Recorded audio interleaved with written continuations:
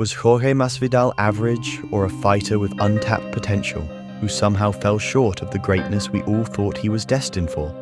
Throughout his career, Masvidal has ridden the roller coaster of triumph and defeat, with the latter pulling him down just enough to keep him from reaching that elusive pinnacle of glory. In this video, we take a deep dive into the career-defining losses that potentially derailed what could have been a championship-level journey for Masvidal. Street Jesus' MMA journey started in 2003, and in his first couple of years as a professional fighter, he won 5 times with 2 stoppages, but in his 6th fight, he was outsmarted and outgrappled by Rafael Assunção, who handed the street brawler his first career loss. Masvidal bounced back with an impressive stoppage win against Joe Lauzon, but ended up getting choked out against Paul Rodriguez in the summer of 2005. For the next 3 years, Masvidal went on an absolute tear, winning 8 fights, most notably against Yves Edwards, with a brutal head kick knockout. The bigger, stronger guy.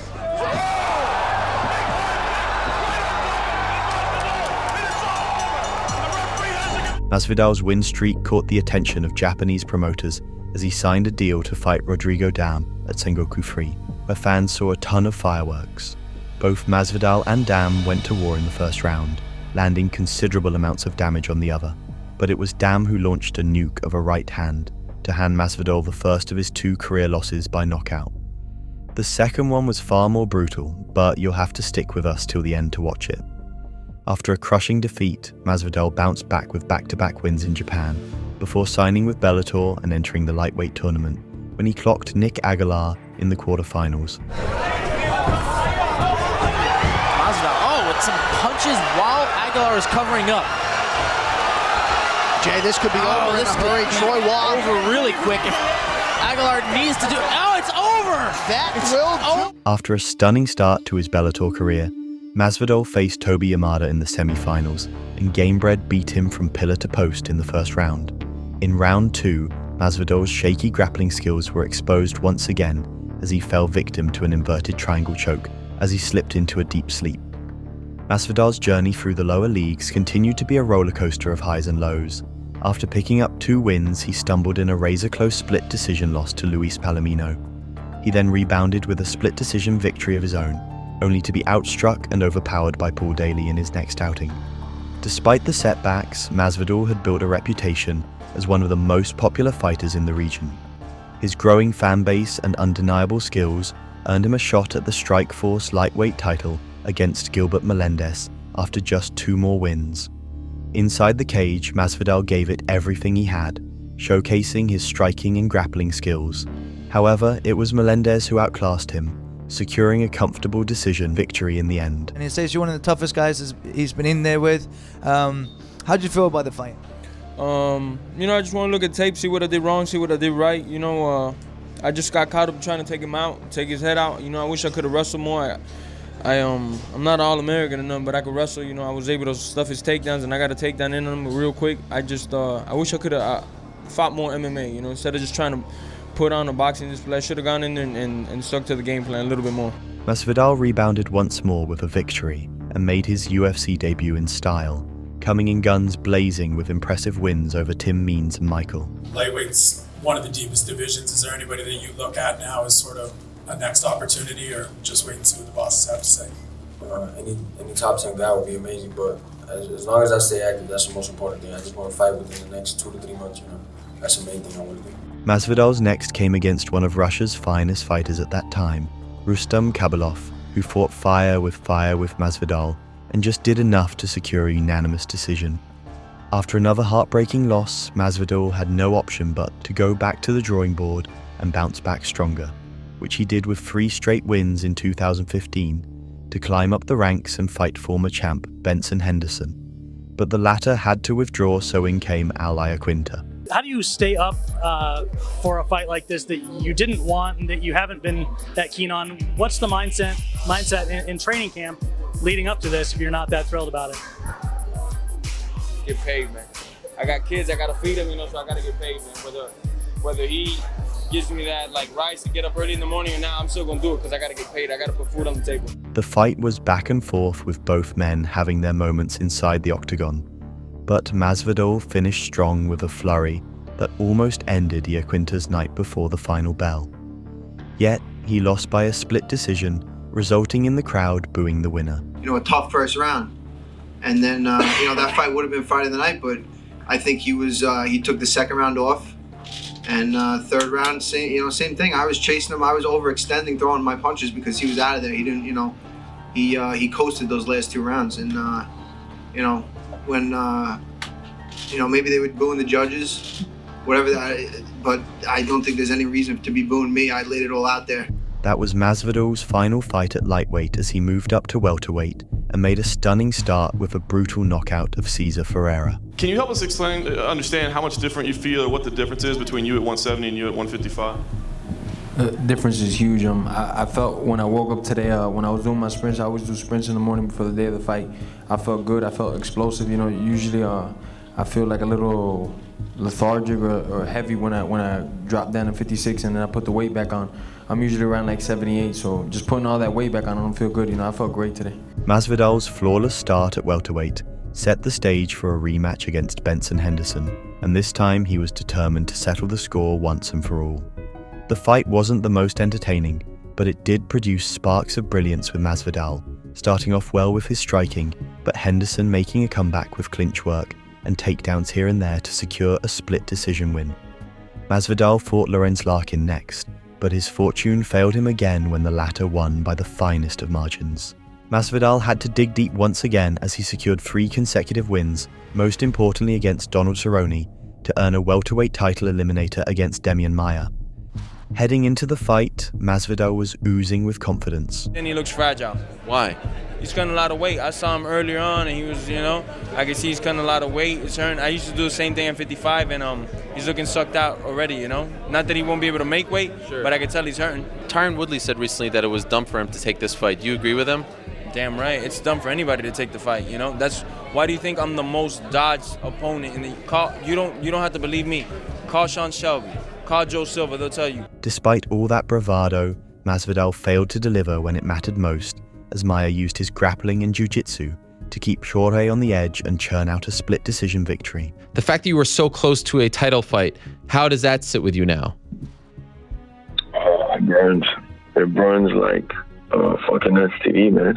Despite a burning defeat, Masvidal refused to fight down the ladder and instead opted to face former 2-time title challenger Stephen Thompson. You got Wonder Boy Stephen Thompson at Madison Square Garden. So Stephen says he's coming to scrap. What does Gamebred say about that one? I don't believe he's coming to scrap. I believe he's gonna do what he always does. If a guy gives him a big enough of an opportunity for him to take a small risk, he'll do it. But he's gonna stay defensive and play his game. He's not gonna go in there and throw down and meet in the thing and okay, let's fight. Thompson did exactly what Masvidal said he'd do. He fought at range and picked Masvidal apart, but Gamebred couldn't do much about it and lost by a comfortable decision. By the end of 2017, Masvidal was nothing more than a journeyman. In 2019, however, he broke through in spectacular fashion, making it look like his time had finally arrived. First, he delivered a jaw-dropping 5-second knockout against Ben Askren, setting the record for the fastest KO in UFC history. Then he sent Darren Till into oblivion with a vicious left hook and followed it up by dominating Nate Diaz from bell to bell to claim the iconic BMF belt. In 2020, Masvidal would get his first ever title shot, but on short notice. At UFC 251, Kamaru Usman was set to face Gilbert Burns, but when the Brazilian withdrew due to injury, Masvidal stepped in on just a week's notice. Despite the short preparation, Masvidal held his own and pushed Usman to the limit, ultimately losing by decision. Even the champ couldn't help but commend Masvidal's grit and toughness after the fight. I knew he was going to be a tough guy. His wrestling's always been good, but my wrestling's just a little bit better. Soon after the fight, tensions flared between Masvidal and Usman, when Masvidal began claiming that, with a full training camp, he would knock Usman out cold. He had a good right hand on the 4th round on me, where I thought he was gonna shoot it, and he just clocked me in the face, and I looked him right in the soul, and I was like, man, you could never hurt me, and that's why he never wobbled me, he never dropped me or any of that stuff, because he's not built like me. I am full man, and he's something he's not a man like that, you know? Tomorrow takes a fight against me on 6-day notice with 20 pounds of cut. I finish him in the first or second round. That's a great fighter. He doesn't go to decision with me, and he knows that for a team. That's why he was hugging me for dear life. Masvidal's trash talking paid off when he secured a title rematch against Usman at UFC 261. You got 14 losses in your career, 7 in the UFC. You're 3-3 in your last 6. You are sitting there today because I chose you. Inside the cage, Masvidal failed to keep the same energy as he was caught with one of the most vicious right hands in UFC history. The result was the second and most brutal knockout loss of his career. I didn't feel that he could knock me out, but man, did he come through and deliver on that day for himself. With his title hopes dashed once more, Masvidal focused his attention towards friend-turned-foe, Colby Covington. The two fighters were once brothers from different mothers, but everything changed when Colby Covington turned heel in 2017 with his infamous Octagon promo in Brazil, when Chaos called Brazil a dump and referred to its fans as filthy animals. Just months after his personality shift, Covington's time at American Top Team came to an end when his conflicts with Dustin Poirier and Joanna reached a boiling point. There's a reason I left my old gym. It's because Dustin, he was crying to the owner, where, Corey, kick him out. He says some mean things. I'm an Ultimate Feelings champion. Kick him out. Masvidal didn't hold back either, accusing Covington of refusing to pay their coach's fee after Covington's interim welterweight title win over Rafael Dos Anjos. He ripped off my coach. It was his coach. We were with him till his title fight. After he won the title, he owed him a certain amount of money. Didn't pay him. I said, if you don't pay him, I'm gonna F you up. My coach got in between it. Doesn't have to be like this. Let it slide, blah, blah, blah. Since then, I ain't talked to the dude. It's been about, I don't know when he won the title, a year and some change. And it is what it is, man. All these words, they do have consequences to me, because this guy used to sleep in my couch. He used to eat off me because I was the ones with the sponsors. He was just still relatively an amateur, and I was helping this guy out. So it hurts that he would do that in a way just for a like on Facebook, Heading into the fight, Covington took the trash talk to a new level, digging into Masvidal's personal life and accusing him of being a bad husband and father for abandoning his wife, Maritza, and children. This is just a personal rivalry. This isn't about the money. I didn't come here to fight for money. I took a pay cut. I didn't care about the money for this fight. This is about settling a blood rivalry. This is a long time coming. This guy's been holding it off as long as he could until he had no chance. Now, no other opportunities. This is the biggest opportunity he can get to pay his alimony, to pay his child support. So, of course, he's got to come and take this losing paycheck. The only life-altering damage he's doing is to his kids. He talk to his kids. He's a deadbeat, man. He's a nobody. He's a criminal. I'm going to expose him next weekend if he shows up. He might not show up, Steven. He's all talk. Masvidal was furious, but he chose to let his actions speak in the cage. It just sucks because this idiot talked about my kids, He's still somebody, if I see him out in the streets, I'm going to give him everything I got to break his fucking jaw, It doesn't matter if I lost wrestling scrambles tonight. I still think he's a fucking pussy, On fight night, Covington's wrestling and control were too much for Masvidal, and he dominated the fight, winning by unanimous decision. Even though Masvidal lost, he wasn't ready to accept it. After the fight, he made it clear to Covington that whenever they crossed paths again, he was going to punch a hole in him. Masvidal did exactly what he promised when he attacked Covington outside a steakhouse in Miami.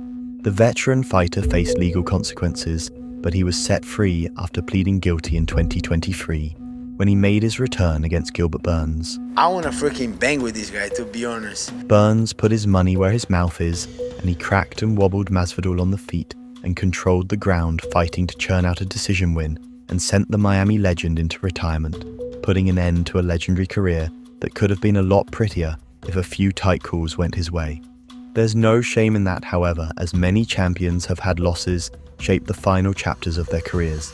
If you want to see the story of one such fighter, check out our video on Woodley.